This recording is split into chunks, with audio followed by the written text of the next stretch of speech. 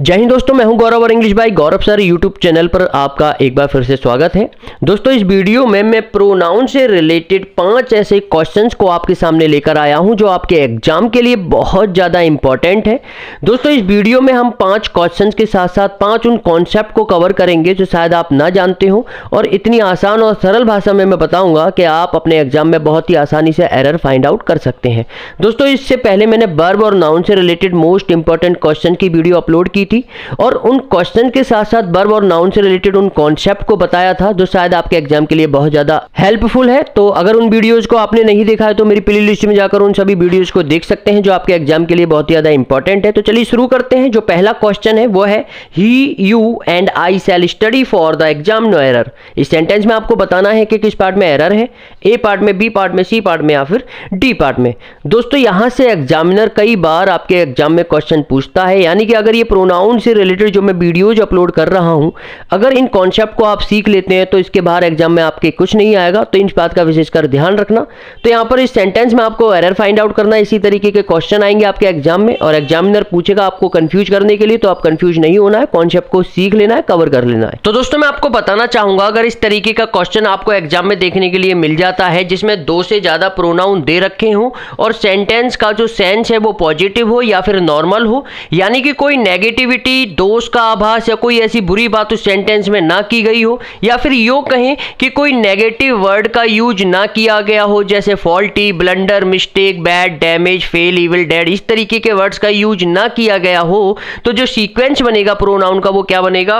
पहले आएगा second person, फिर आएगा थर्ड पर्सन, फिर आएगा फर्स्ट पर्सन, यानी कि 231 का सीक्वेंस बनेगा। इस बात को आप ध्यान में रखना। सेकंड पर्सन में आप जैसा कि जानते हैं यू आता है, थर्ड पर्सन में ही आता है, सी आता है, दे आता है, और फर्स्ट पर्सन में हमारा आई और बी आता है। तो अब आते हैं अपने क्वेश्चन पर। तो यहाँ पर he you and I shall study for the exam, आप देख सकते हैं 2 से ज्यादा प्रोनाउन आ रहे हैं और उसके बाद जो सेंस निकल कर आ रहा है सेंटेंस का पॉजिटिव है, नॉर्मल है। तो जो सीक्वेंस बनेगा वो बनेगा, पहले आएगा सेकंड पर्सन और फिर आएगा थर्ड पर्सन और फिर आएगा फर्स्ट पर्सन, यानी कि यू, ही एंड आई का सीक्वेंस बनेगा। तो जो एरर होगा वो होगा पार्ट ए में।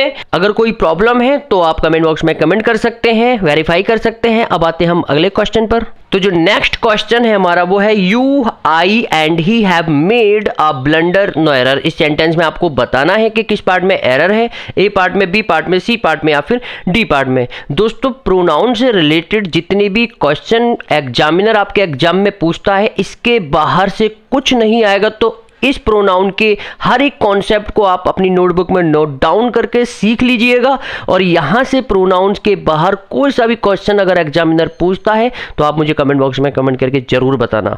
ओके, तो ये मोस्ट इंपॉर्टेंट क्वेश्चंस हैं आपके एग्जाम के लिए, जबकि मैं ये कहूंगा कि ये नंबर हैं, ये क्वेश्चंस नहीं है, ये नंबर हैं आपके एग्जाम के। तो दोस्तों मैं आपको बताना चाहूंगा, अगर आपके भी एग्जाम में इस तरीके का क्वेश्चन आता है जिसमें 2 से ज्यादा प्रोनाउन हो और उस सेंटेंस में कोई बुरी बात, नेगेटिविटी या कोई दोष का आभास हो, और उस सेंटेंस के अंदर कोई नेगेटिव वर्ड्स जैसे faulty, blunder, hate, mistake, damage, fail, evil या फिर डैड जैसे वर्ड्स लगे हों, तो याद रखना उनका जो सीक्वेंस बनेगा प्रोनाउन का क्या बनेगा? 1 2 3, यानी कि पहले आएगा फर्स्ट पर्सन, फिर आएगा सेकंड पर्सन, फिर आएगा थर्ड पर्सन। फर्स्ट पर्सन में जैसा कि आपको पता है आई और बी आता है, सेकंड पर्सन में यू आता है और थर्ड पर्सन में हमारा ही आता है, सी आता है और दे आता है। और ये जितने भी वर्ड्स हैं ये सब नेगेटिव है। अगर 2 से ज़्यादा प्रोनाउन आपको सेंटेंस में दिखाई दें और उन सेंटेंस में कोई नेगेटिव वर्ड्स, यानी कि इनमें से कोई सा भी वर्ड्स आपको दिखाई दे, तो याद रखना जो सीक्वेंस बनेगा वो 1 2 3 का बनेगा। अब आते हैं अपने क्वेश्चन पर। तो you, I and he have made a blunder. Blunder बोलते हैं एक मूर्खतापूर्ण भूल बोल सकते हैं, मिस्टेक बोल सकते हैं, जो कि एक नेगेटिव सेंस में आता है ये वर्ड।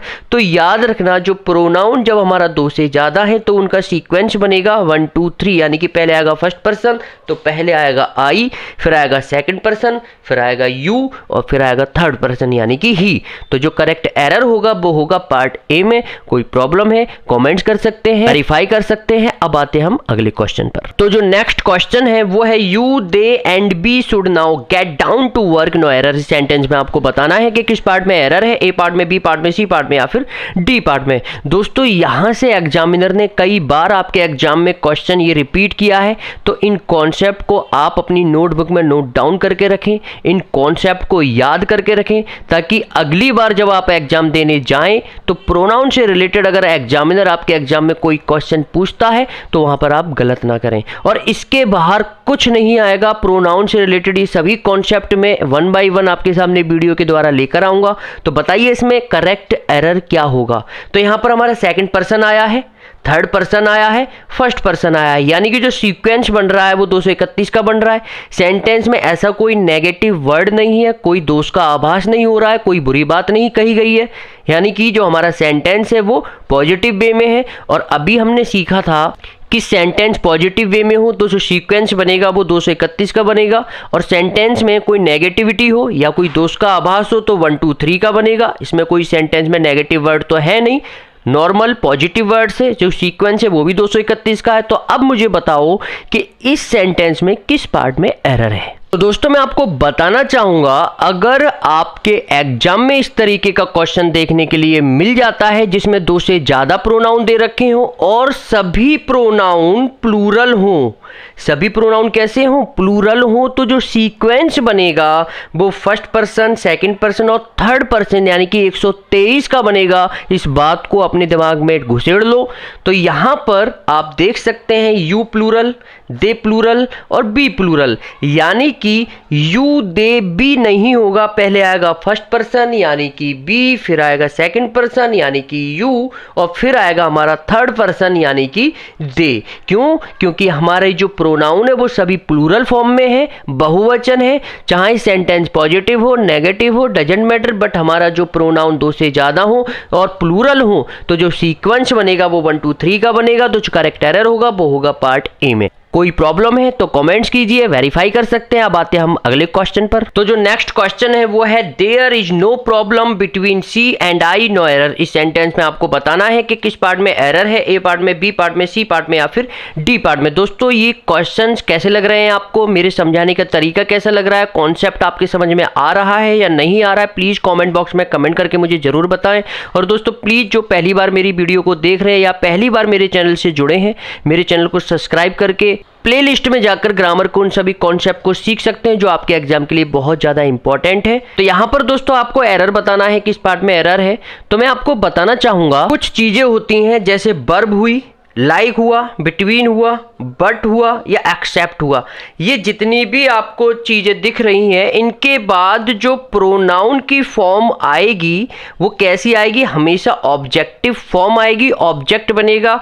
जैसे कि आई है तो आई ना होकर ऑब्जेक्टिव फॉर्म आई की मी होगी। तो अब आते हैं अपने क्वेश्चन पर। तो there is no problem between, आप देख सकते हैं यहां पर बिटवीन आया है। तो अभी मैंने बताया था बिटवीन के बाद प्रोनाउन की ऑब्जेक्टिव फॉर्म आएगी। तो यहां पर सी एंड आई ना होकर यहां पर हर हो जाएगा और आई का जो ऑब्जेक्टिव केस है वो मी हो जाएगा, यानी कि जो एरर होगा वो होगा पार्ट सी में। इसी तरीके से आपको एग्जामिनर आपके एग्जाम में क्वेश्चन देगा आपको कंफ्यूज करने के लिए। तो आई थिंक ये कॉन्सेप्ट अब आपको क्लियर हो चुका है, अब एग्जाम में आप गलत नहीं करोगे। अगर वीडियो अच्छी लग रही है दोस्तों प्लीज यार एक बार लाइक जरूर कर दीजिएगा, कमेंट बॉक्स में अपनी प्रॉब्लम जरूर शेयर कीजिएगा। तो अब आते हैं हम अगले क्वेश्चन पर। जो नेक्स्ट और लास्ट क्वेश्चन है हमारा वो है I run faster than him no error. इस सेंटेंस में आपको बताना है कि किस पार्ट में एरर है, ए पार्ट में, बी पार्ट में, सी पार्ट में या फिर डी पार्ट में। दोस्तों अगर आपको क्विक रिवीजन करना है ग्रामर का, अगर आपके एग्जाम नजदीक आ चुके हैं, आपको पढ़ाई करनी है, तो प्लीज मेरी प्लेलिस्ट में जाकर शॉर्ट्स करके एक प्लेलिस्ट है, उस प्लेलिस्ट में देखिए, वो सभी वीडियोज आपको मिल जाएंगी जो आपके एग्जाम के लिए बहुत ज्यादा इंपॉर्टेंट है, बेनिफिशियल है। तो दोस्तों मैं आपको बताना चाहूंगा, अगर आपके भी एग्जाम में इस तरीके का क्वेश्चन देखने के लिए मिल जाता आता है जिसमें एज और देन लगाकर दो नाउन के बीच कंपेयर या तुलना की बात की गई हो तो इन वर्ड्स के बाद हमेशा ऑब्जेक्टिव केस नहीं आएगा। क्या आएगा? हमेशा और हमेशा सब्जेक्टिव केस आएगा। जैसे आई है ये हमेशा सब्जेक्ट बनता है और मी क्या है ये हमेशा ऑब्जेक्ट बनता है। तो हमेशा सब्जेक्टिव केस यानी कि आई आएगा, मी नहीं आएगा। अब आते हैं अपने क्वेश्चन पर। तो आई रन फास्टर देन हिम, तो आप देख सकते हैं यहाँ पर हिम एक ऑब्जेक्टिव केस है, जबकि क्या आएगा? सब्जेक्टिव केस क्या आएगा? ही आएगा। जो करेक्ट एरर होगा वो होगा पार्ट सी में। कोई प्रॉब्लम है तो कमेंट्स कीजिए, वेरीफाई कर सकते हैं। तो इस तरीके से हमने 5 क्वेश्चन को इस वीडियो में कवर किया और क्वेश्चन के साथ साथ 5 कॉन्सेप्ट को सीखा। 5 कॉन्सेप्ट नहीं है, ये 5 नंबर हैं आपके एग्जाम के लिए और ये आपको रियलाइज हो गया होगा। अगर वीडियो अच्छी लगी तो लाइक कीजिए, दोस्तों को शेयर कीजिए। एक बार नए धमाकेदार कॉन्सेप्ट के साथ अगली वीडियो में दोबारा मिलते हैं। जब तक के लिए आप अपना ख्याल रखिए। जय हिंद।